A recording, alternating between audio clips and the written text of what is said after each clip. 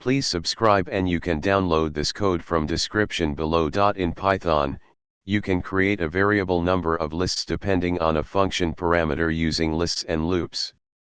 This can be helpful when you need to organize data into multiple lists, and the number of lists needed is determined by some dynamic factor or user input. In this tutorial, we'll show you how to achieve this with code examples. Before proceeding, make sure you have Python installed on your system. If not, you can download and install it from the official Python website.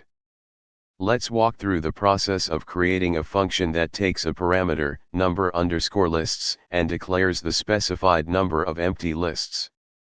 Now, let's break down what's happening in the code.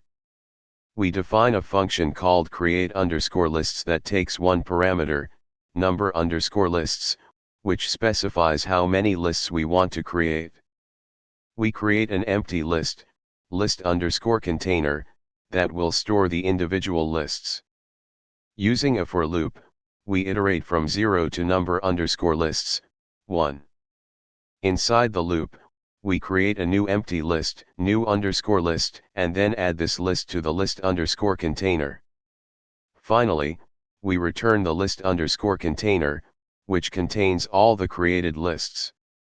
Now, let's see how to use the create_lists function. In this example, we set number_lists to 3, but you can change this value to create a different number of lists. The loop at the end of the code will print out the empty lists. You can now use these lists to store data as needed in your application. In this tutorial, you've learned how to declare a variable number of lists in Python based on a function parameter. This technique is useful for scenarios where the number of lists needed may vary based on user input or other dynamic factors. You can extend this concept to initialize lists with specific values or perform various operations on these dynamically created lists. ChatGPT